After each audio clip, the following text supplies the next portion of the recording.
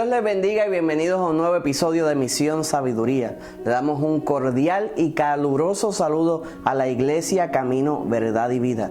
En este día estamos continuando nuestra serie de Semana Santa y hoy nos corresponde acontecimientos del miércoles santo. Por ende, hoy vamos a estar hablando de algunos de los acontecimientos del miércoles santo. Antes de comenzar, quiero hacer unas aclaraciones para ayudarlo a comprender un poco más las Escrituras. No sé si usted sabía, pero hay distintas creencias en cuanto a la interpretación de qué día Jesús fue crucificado.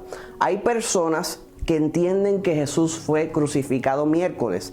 Hay personas que entienden que Jesús fue crucificado jueves. Y hay personas que piensan que fue crucificado el viernes. De hecho, la idea popular es Viernes Santo porque fue el día que alegadamente fue crucificado, pero en sí, bíblicamente se puede refutar que haya sido un viernes, pero de igual manera se puede refutar cualquiera, o sea, no hay una base con exactitud de qué día fue la crucifixión. Pero ¿sabes qué? No importa qué día haya sido, lo que importa es que Jesús lo hizo. Lo repito una vez más porque es lo más importante. Si usted es de los que piensa que fue miércoles, o si usted que piensa que fue jueves, o si usted piensa que fue viernes, eso no es lo importante. Lo importante es que Jesús lo hizo.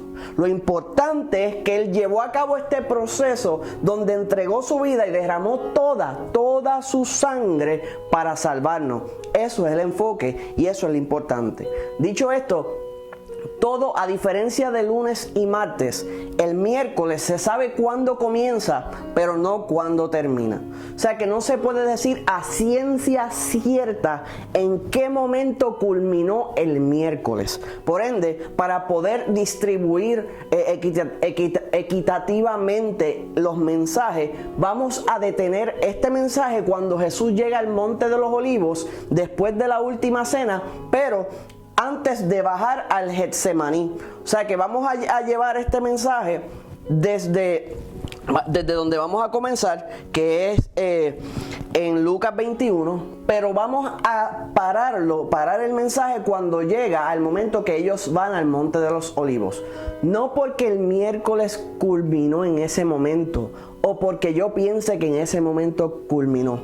Es para poder distribuir equitativamente el mensaje, porque como le dije, a ciencia cierta nadie puede decir dónde termina el miércoles y dónde comienza el jueves en cuestión de tiempo. Sabemos cuál fue el orden cronológico, pero no la hora. Espero eso haya caído claro. Ahora, importante por demás, hay una profecía que Jesús declaró y se encuentra en Mateo 12:40 y dijo así: porque como estuvo Jonás en el vientre del gran pez 3 días y 3 noches, así estará el Hijo del Hombre en el corazón de la tierra. 3 días y 3 noches. Entonces, cuando analizamos esa profecía, esa palabra, esa predicción dada por Jesús, establece que estuvo en el vientre, en la tierra, como dice, como Jonás en el vientre del gran pez, 3 días y 3 noches. Si usted hace la matemática y la resurrección fue la madrugada del domingo, tiene que contar 3 noches y 3 días. Importante por demás es que nosotros establecemos nuestro tiempo o la hora del día de las 12 a.m. a 12 a.m. O sea que la medianoche comienza un nuevo día y la próxima medianoche comienza el otro día. No así para el pueblo judío. Su hora es las 6 de la tarde. Nosotros lo comenzamos a la medianoche. Ellos lo comienzan a las 6 de la tarde. O sea que sí, a las 5:59 es miércoles, pero ya para ellos a las 6 ya comenzó el jueves. O sea que la forma de pensar en cómo se dividen los días es distinta a la nuestra, no es igual. Por ende hace un poco más complicado para nosotros que pensamos en que los días culminan a la medianoche, cómo interpretar correctamente la palabra del Señor. Ahora, dicho esto, Santo poderoso Dios, Pues si computamos de esa manera, va a ver que él tiene la madrugada del domingo, tiene el sábado, tiene la madrugada del sábado, tiene el viernes y tiene la madrugada del viernes. O sea, que más o menos debe caer el día de la muerte del Señor. Es más probable que haya sido jueves que viernes, para poder cumplir con lo que establece la palabra. De hecho, dice la palabra del Señor que José de Arimatea fue a pedir el cuerpo de Pilato. Entonces establece que fue en la noche, según nuestra traducción, pero la palabra hebrea para traducir noche lo que significa es que fue por la tarde. Así que en base a nuestro calendario puede todavía quedar que fue el jueves. De hecho, habla también que era la víspera de lo que le llaman el sábado o el día de reposo. Es importante notar que si esa semana hay un periodo donde se sacrificaba un cordero y ese periodo, ese día se descansaba, no era el sábado, sino que, por ejemplo, se escogía un día que se iba a sacrificar un cordero que estaba a la fecha establecida desde la ley de Moisés, y esa semana se hacía ese sacrificio. No necesariamente tiene que caer sábado o viernes por la tarde hasta el sábado al mediodía. Si el día del sacrificio del cordero, usando el ejemplo de nuestro calendario, caía viernes, eso significaba que esa semana tendría 2 días de reposo. ¿Qué significa eso? Que ya el sábado es el día de reposo oficial, pero el día del sacrificio del cordero sería otro día de reposo. O sea que podían ser 2, que si caía, por ejemplo, era para efecto de nosotros jueves en la tarde, ya cuando comenzara después de las 6 de la tarde, ya entraría en el día de reposo del sacrificio del cordero. Por ende, esa semana pudiera tener 2 días de reposo. Por ende, eso puede explicar lo que pudo haber acontecido. Ahora, todo esto es especulativo. Subraye, es especulación. No necesariamente pasó así. Tratamos de darle forma, y yo no puedo decir y decir que pongo la cabeza a un picador que fue así, porque yo no estaba presente. Pero de la misma manera que yo no puedo certificarlo, nadie más tampoco lo puede hacer. Nos enteraremos cuando estemos con el Señor. Ahora, lo importante no es cómo aconteció, es que aconteció. Y ese acontecimiento trajo la salvación de mi alma, de tu alma y de nuestra familia y de todo aquel que ha creído en el nombre de Jesús. Así que ahora sí podemos, habiendo hecho todas las advertencias, podemos entrar a lo que es el estudio de hoy, titulado Acontecimientos del Miércoles Santo. Entonces la palabra comienza enseñándonos en Lucas 21. Dice que Jesús estaba enseñando en el templo. Y enseñaba de día en el templo, y de noche saliendo estaba en el monte que se llama Los Olivos. Y todo el pueblo venía a él por la mañana para oírle en el templo. Pero a pesar de que habían hecho tantas señales delante de ellos, no creían en él. O sea que, empezando el día, próximo el Señor a hacer el sacrificio, todavía vemos que a pesar, esto está en Juan 12:37, que a pesar de tantas señales hechas delante de ellos, no creían en él. Y a veces nosotros estamos predicando la palabra de Dios y nos frustra que la gente no crea en la palabra de Dios. Pero imagínense cuán frustrante es para el Señor que el mismo Hijo de Dios predicaba, hacía todas las señales, y como quiera había gente que no creía. Ahora, la incredulidad nos enseña la palabra que es parte de la profecía. Porque dice, para que se cumpliese la palabra por el profeta Isaías, que dijo: Señor, ¿quién ha creído nuestro anuncio? ¿Y a quién se ha revelado el brazo del Señor? Por esto no podían creer, porque también dijo Isaías: cegó los ojos de ellos y endureció su corazón, para que no vean con los ojos y entiendan con el corazón y se conviertan y yo los sane. Ahora, cuando leemos esto, entendemos que no todo el mundo va a creer. Hay gente que va a decir que no es cierto, hay gente que va a buscar cómo no creer, pero el que no cree cumple la profecía como quiera, porque va a haber gente que lo va a aceptar y hay gente que lo va a rechazar. Entonces, algunos creían, nos enseña la palabra, pero tenían miedo. Con todo eso, algunos de los gobernantes, muchos creyeron en él, pero por causa de los fariseos no le confesaban para no ser expulsados de la sinagoga. O sea que había gente que creía en él, pero tenían miedo de declarar que creían en Cristo. Y yo vengo a decirte que no tengas miedo. ¿Por qué? ¿Por qué no se atrevían a hablar? Porque los fariseos los amenazaban con echarlos. ¿Por qué? Porque Jesús predicaba la verdad y ellos predicaban la mentira. Y la mentira siempre se ofende por la verdad. Quien único se ofende, otra vez más digo, por la verdad es la mentira. Pero si tú tienes la verdad, ¿por qué vas tú a tener miedo o avergonzarte? Debes declarar lo que hay en ti. Entonces, las últimas palabras así públicas previo a la crucifixión que el Señor dijo, Jesús clamó y dijo, el que cree en mí, hablando de gente que todavía no creía, gente que todavía tenía miedo, Él le dice bajo ese contexto, el que cree en mí no cree en mí, sino en el que me envió. Y el que me envió ve al que me envió. Y el que me envió va al que me envió. Yo, la luz, he venido al mundo para que todo aquel que cree en mí no se pierda, cree en mí, no permanezca en tinieblas. Al que oye mis palabras y no las guarda, yo no le juzgo, porque no he venido a juzgar el mundo, sino a salvar el mundo. El que me rechaza y no recibe mis palabras, tiene quien lo juzgue. La palabra que he hablado, ella le juzgará en el día postrero. Hoy el Señor te habla. Tú decides si aceptas o rechazas. Pero si tú hoy rechazas a Dios, cuando llegue el día importante que establece la palabra, que es el día postrero, Él te rechaza a ti. O sea que aprecia al Señor y acepta el sacrificio, porque cuando lo aceptas a Él, estás salvando tu misma vida.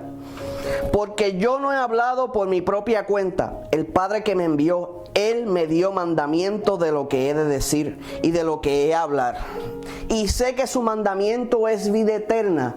Así pues que lo que hablo como el Padre me lo ha dicho. El Señor hablaba exactamente como el Señor se lo entregó. No le quitó, no le añadió, dio la palabra de Dios. Y te la entrega, y en esta hora te la está entregando a ti. Tú decides qué vas a hacer con la palabra que Dios te está dando. Tú decides qué cambios vas a hacer. Tú decides si vas a seguir a Cristo o si lo vas a negar. Pero luego no puedes hacerte el que no sabías o el que no entendías, porque el Señor te está dando en esta hora la oportunidad de tomar esa decisión.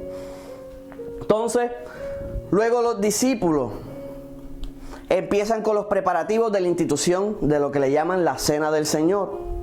Entonces, llegó el día de los panes sin levadura. Entonces ellos le dijeron, ¿dónde quieres que la preparemos?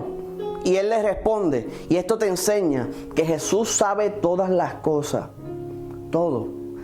Antes que ellos hicieran la pregunta, Él sabía la respuesta.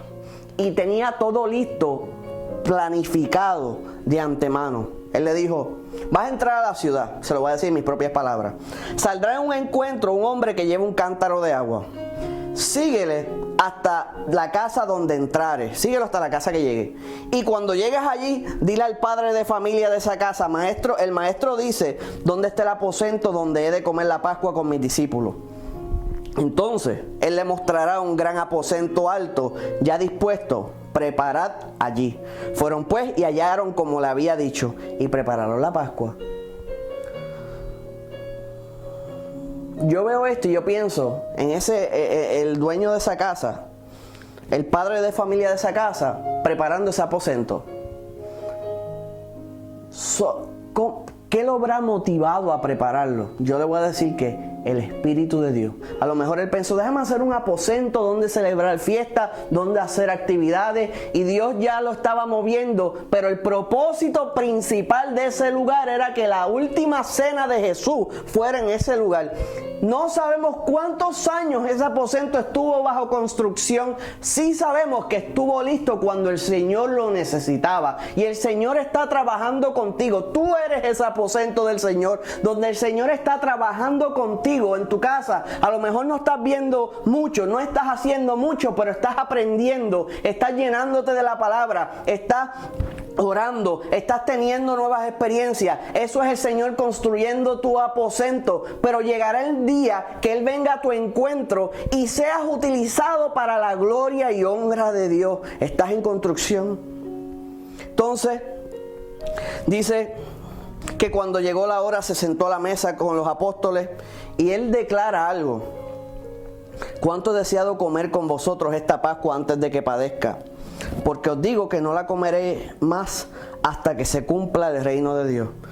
El Señor estaba deseoso de que ese momento llegara.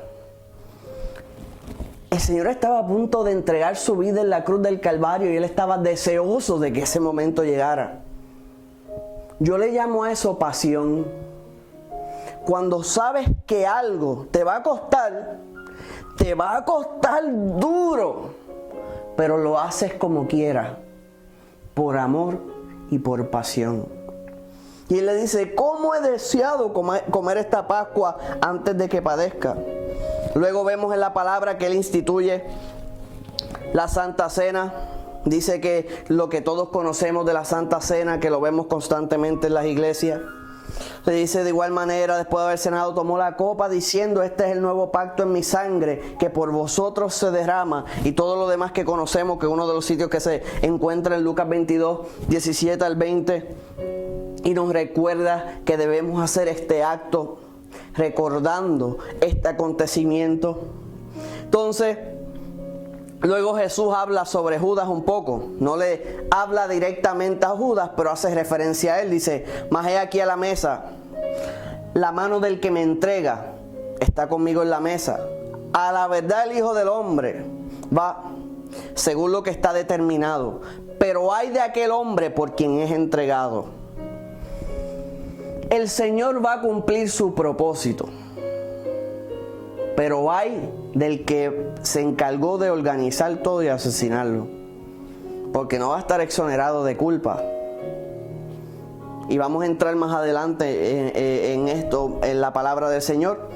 Porque la motivación de Judas, y de hecho he visto varios documentales donde tratan, que lo dije en el episodio anterior, de justificar a Judas y poner distintos escritos diciendo que Judas sabía y que fue por orden de Jesús. Nada de eso es cierto ni puede ser comprobado por la palabra. La palabra sí nos comprueba que Judas era un traicionero, que Judas era un pillo, que robaba de las ofrendas, que Judas estaba pendiente constantemente al dinero. Y de hecho, amado, cuando Judas se fue y entregó a Jesús, le pagaron por su entrega, pero en ninguna parte dice que Judas devolvió. Sí, luego devolvió lo que fueron las monedas de plata que le pagaron por la entrega de Jesús. Pero ¿usted no cree que Judas estaba pensando llevarse las 30 monedas de plata que pagaron por la vida de Jesús, más quedarse con las ofrendas que se habían recolectado hasta ese momento? A lo mejor dijo, con esto quedo set, me voy lejos y me olvido de todo el mundo. Judas no es ningún héroe, ¿sabe? Entonces, pero hay de aquel hombre porque era entregado. Luego dice que los apóstoles comienzan una disputa.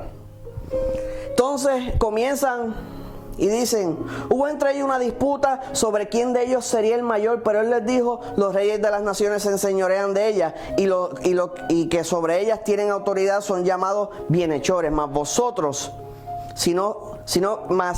no así vosotros, sino sea el mayor entre vosotros como el más joven y el que dirige como el que sirve. Visualice esto. Jesús va a entregar su vida en la cruz del Calvario y los discípulos están peleando por cuál va a ser el más grande. No, yo voy a ser más conocido, yo voy a ser el más popular, yo voy a ser el X internacional, el Y universal, el conocido, el grande. Y todo esto es vanidad y viene del mismo infierno. Cuando en la iglesia, cuando una persona en la iglesia comienza a hacer las cosas del Señor por competencia y no por pasión, Satanás entró en ese corazón. Lo repito. Cuando la persona que anda predicando el evangelio no predica por pasión, sino por competencia, Satanás entró en ese corazón. Y estamos más propensos que eso en este tiempo. Porque cuando tú escuchas, por ejemplo, cuando un predicador está pendiente a quién recibió más like o más corazoncito o más comentarios o lo compartieron más veces y se pone a comparar qué predicador tiene más like o más view o es más popular entre el pueblo, ese corazón está grave. Porque lo que hacemos debemos hacerlo por pasión.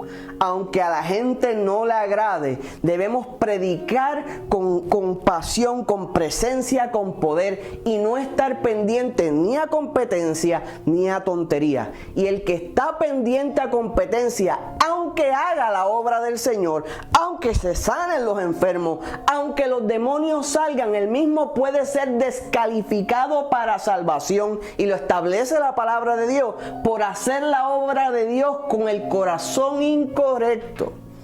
Así que usted examínese. Si ya usted sigue al Señor, verifique que todo esté bien, porque el Señor está a punto de entregar su vida y la tendencia de los discípulos es disputar a ver quién es el más grande entre ellos. El más grande es Cristo, el más grande es el que sirve, el más grande es el que se hace el más pequeño. Eso es lo que enseña la palabra del Señor. Luego vemos que Jesús le lava los pies a los discípulos.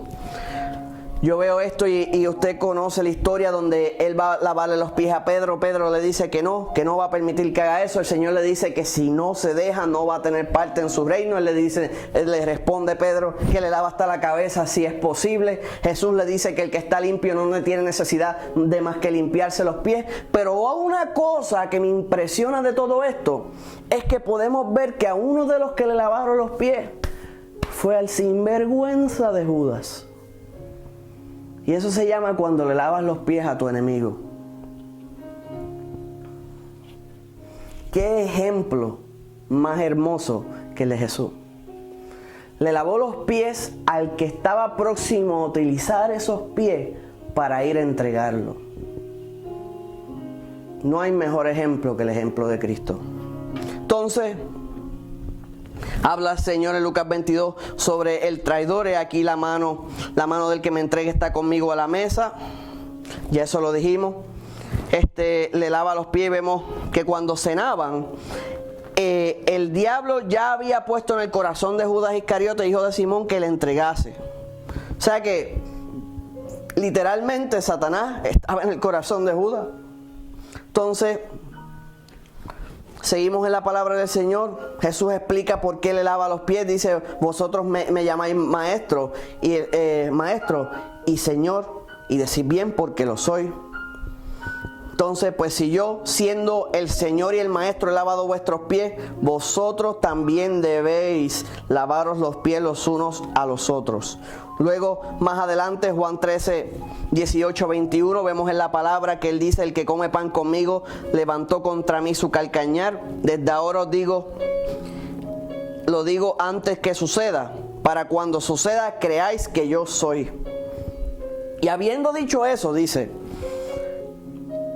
dicho esto Jesús dicho esto, se conmovió en el espíritu y declaró diciendo, de cierto os digo que uno de vosotros me va a entregar. Todo esto está aconteciendo. El Señor está predicando su palabra e ilustrando el mensaje de la palabra de Dios. A pesar de que en su corazón sabe que vienen sus días más difíciles, donde va a derramar toda su sangre, donde va a ser abofeteado, azotado, toda esa carga en su mente, yo me imagino todo eso detrás de su cabeza, y él todavía predicando y funcionando a pesar de todo lo que está pasando por su corazón, porque vemos que se conmueve, que empieza a hablar, que empieza a enseñar, pero todo eso está en su corazón, pero no desistió de hablar. Y el Señor le recompensa a todo aquel que a pesar de sus dolores, de sus achaques y de sus complicaciones, no lo utiliza como excusa para detener lo que hace para el Señor. Si lo hiciste, te exhorto a sacudirte el polvo y seguir hacia adelante. ¿No es fácil? No. Nunca se dijo que sería fácil, pero sí te dijo que estaría contigo. Luego vemos que Jesús le dice a Judas que se vaya. Y después del bocado, Satanás entró en él, hablando de Judas.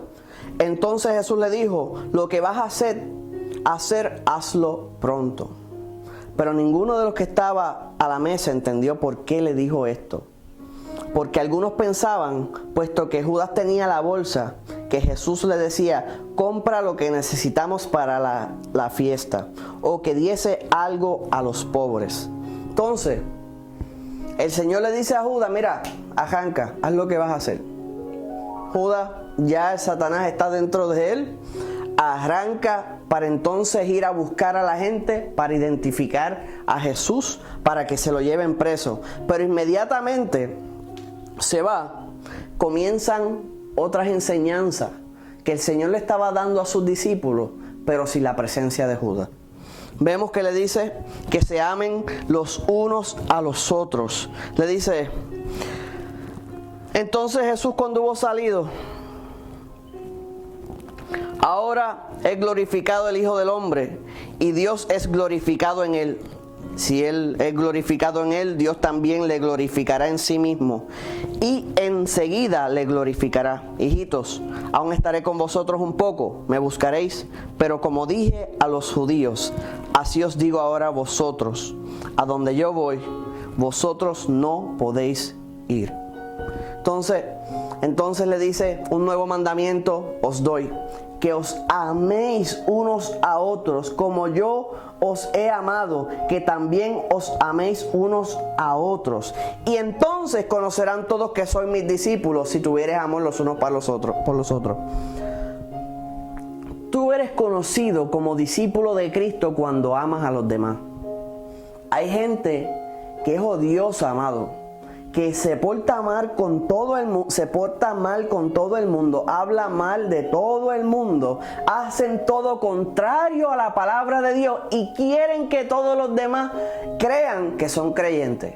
Cuando la palabra nos enseña que lo que demuestra que somos creyentes es cómo amamos a los demás. Fíjese, no dice cómo pelamos a los demás, no dice cómo estamos bochinchando, como se diga, por de los demás, no dice cómo andamos acusando a los demás, dice cómo amamos a los demás.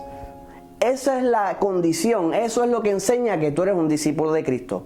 Si tú haces otra que no es esa, hasta este momento estás siendo discípulo del enemigo de vuestras almas, que es Satanás, porque él es el que hace eso. Pero si quieres que tu ser siervo de Jesús, tiene que eso cambiar. Tienes que en esta hora decirle, Señor, perdóname porque lo he hecho mal. Límpiame con tu sangre y hazme nueva criatura. Y entonces comienzas a demostrar amor por los demás y entonces eres discípulo de Jesús.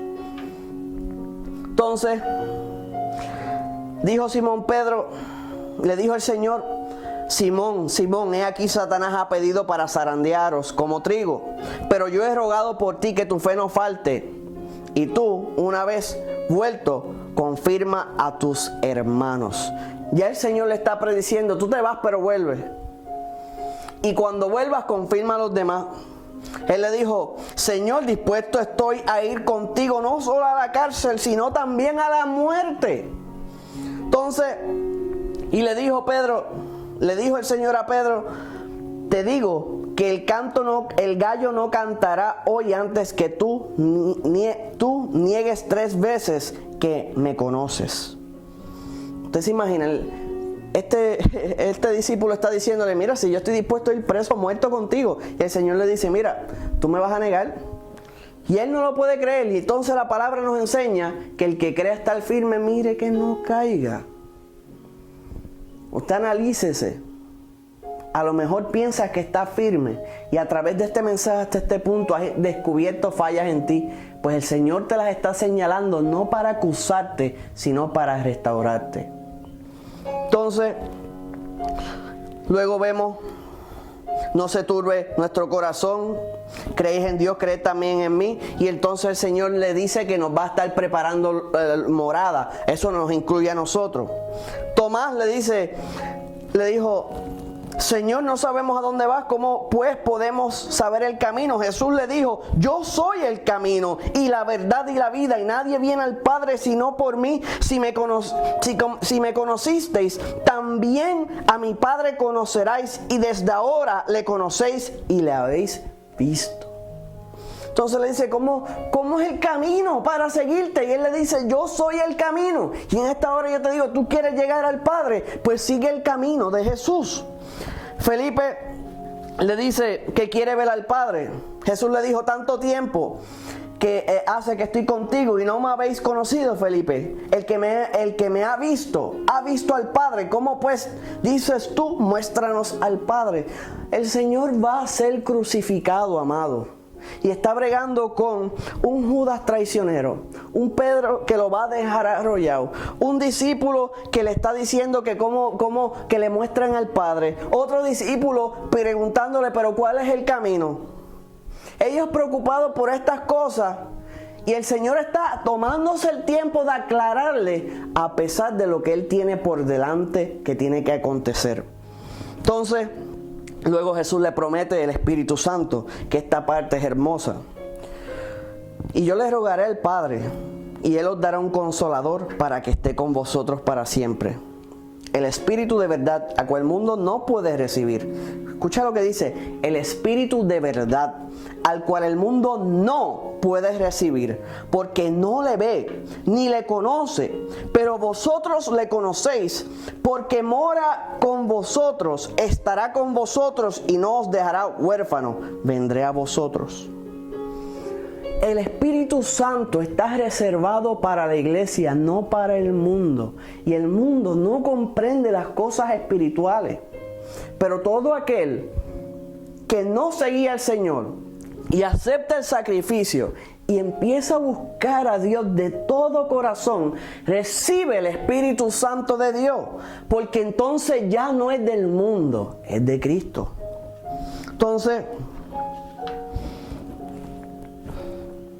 dice la palabra, luego Judas, no el Iscariote, Señor, ¿cómo es que te manifestarás a nosotros y no al mundo? Respondió Jesús, el que me ama mi palabra guarda, y mi Padre la amará, y vendremos a él y haremos morada con él. O sea que el que ama al Señor guarda su palabra. Si no guardas la palabra de Dios, no eres de Dios. Puedes predicarla y no guardarla. Los fariseos mucho predicaban y poco guardaban, pero la clave está en guardar. Luego vemos en Juan 14 que el Señor profetiza sobre su regreso. Luego el Señor habla sobre profecía. Luego, estando en el aposento, el Señor sale, nos establece Marcos 26, y salen al monte de los olivos.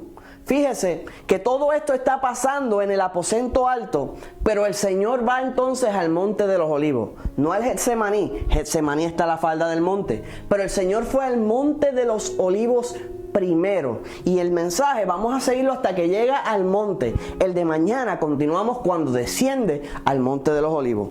Entonces, dice Mateo 26:30, obviamente ya van camino al monte y cuando hubieron cantado el himno, salieron al monte de los olivos. Entonces le da una advertencia. Entonces Jesús le dijo, todos vosotros os escandalizaréis de mí esta noche, porque escrito está, heriré al pastor y las ovejas del rebaño serán dispersas. Pero después que haya resucitado, iré delante de vosotros a Galilea. Luego vemos que Pedro dice, aunque todos se escandalicen de ti, yo nunca me escandalizaré. Luego vemos en Juan capítulo 15, donde el Señor está hablando sobre los pámpanos, y esto me encanta, amado. El Señor dice, yo soy la vid verdadera y mi Padre es el labrador. Todo pámpano que en mí no lleva fruto, lo quitará. Y todo aquel que lleva fruto lo limpiará para que lleve más fruto. Si el Señor te está limpiando es para que lleves más fruto. Ya vosotros estáis limpios por la palabra que os he hablado. Permaneced en mí y yo en vosotros. Como el pámpano no puede llevar fruto por sí mismo si no permanece en la vid, así tampoco vosotros si no permanecéis en mí. Yo soy la vid, vosotros los pámpanos. El que permanece en mí y yo en él, este lleva mucho fruto, porque separados de mí nada podéis hacer. Luego el Señor nuevamente le habla sobre amarse los unos a los otros, como el Padre me ha amado a mí, así también os he amado, yo os he amado, permaneced en mi amor. Luego dice que seríamos perseguidos. Si el mundo os aborrece, sabed que a mí me han aborrecido antes que a vosotros. Yo no sé si usted escuchó eso bien, pero dijo, si el mundo os aborrece, sabed que a mí me aborrecieron antes que a vosotros. Lo que tú estás viviendo hoy, si no te quieren por cristiano, antes que a ti le pasó a Jesús. Entonces, pero ahora voy al que me envió. Ninguno de vosotros me pregunta dónde va antes, porque escrito está, porque os he dicho estas cosas, tristeza ha llenado vuestro corazón. Pero os digo que os conviene, a la verdad, os conviene que me vaya, porque si no me fuera el consolador, no vendría a vosotros, mas si me fuere, os lo enviaré. Ese Espíritu que nos guía, nos dirige, ese es el regalo que el Señor nos da adicional a que murió por ti y por mí en la cruz del Calvario y que nos otorgó perdón de pecados que no merecíamos. Entonces también nos dijo, por aceptarme te voy a dar el Espíritu de vida. Me voy, pero les voy a dejar el Consolador. Y ese Consolador los va a dirigir. Dice en Juan 16, aún tengo muchas cosas que deciros, pero ahora no las podéis sobrellevar. Hay cosas que el Señor quisiera decirte, pero no te lo puedes decir porque no lo aguanta. Pero cuando venga el Espíritu de verdad, Él os guiará a toda verdad, porque no hablará por su propia cuenta, sino que hablará todo lo que oyere y os hará saber las cosas que habrán de venir. Todo lo que estamos hablando proviene del Espíritu de Dios y es el Señor hablando. O sea, las palabras de Jesús están a través del Espíritu fluyendo de mi boca y entrando a tus oídos para transformar tu vida. Dice que el Señor, los discípulos quedan perplejos. El Señor le dice, Jesús conocía que querían preguntarle y dijo, preguntad entre vosotros acerca de esto que dije, todavía un poco de tiempo y me veréis, y de nuevo un poco y me veréis. De cierto os digo que vosotros lloraréis y lamentaréis y el mundo se alegrará, pero aunque vosotros estéis tristes, vuestra tristeza se convertirá en gozo. O sea que estaban tristes por lo que acontecería, pero el Señor iba a resucitar y su tristeza se convertiría en gozo. Y cuando vemos todo lo que acontece en el Nuevo Testamento luego de esto, luego de la crucifixión y la resurrección, vemos cómo el Señor se siguió glorificando generación tras generación hasta alcanzar nuestra generación ahora. Dice, estas cosas he hablado en alegoría. La hora viene cuando ya no os hablaré por alegoría, sino que claramente os anunciaré acerca del Padre. En aquel día pediréis en mi nombre, y os digo que yo rogaré al Padre por vosotros, pues el Padre mismo os ama, porque vosotros me habéis amado y habéis creído que yo salí de Dios. Luego los discípulos manifiestan su fe y vemos que luego de esto el Señor comienza a orar por sí mismo. ¿Cómo que por sí mismo? Por Él. Dice que estas cosas habló Jesús, levantándose los ojos al cielo, dijo, Padre, la hora ha llegado, y comienza a orar. Glorifica a tu Hijo para que también tu Hijo te glorifique a ti. El Señor está orando por Él. Señor, glorifícate en mí. Luego vemos que el Señor ora por sus discípulos. Y luego vemos que el Señor ora por los futuros creyentes. Y esto es un orden que puedes tomar para ti. Hay gente que dice, yo no oro por mí, yo oro por mis nietos, yo oro por mis hijos. Y eso suena noble, pero es incorrecto si lo comparas con la palabra de Dios. Jesús oró por él, oró por los discípulos y por los futuros creyentes. Porque es que si tú no logras alcanzar el propósito de Dios en tu vida, ¿cómo vas a ayudar a los que te siguen a ti? Y el Señor se presenta en oración. Señor, glorifícate en mí, Señor, cumple tu propósito, Señor, glorifícate como en el pasado. Y está orando por él, pero entonces ve que luego comienza a orar por los discípulos. Ya estoy fortalecido, siento fuerza, ahora te los presento a ellos, oh Dios. Manifiesta tu nombre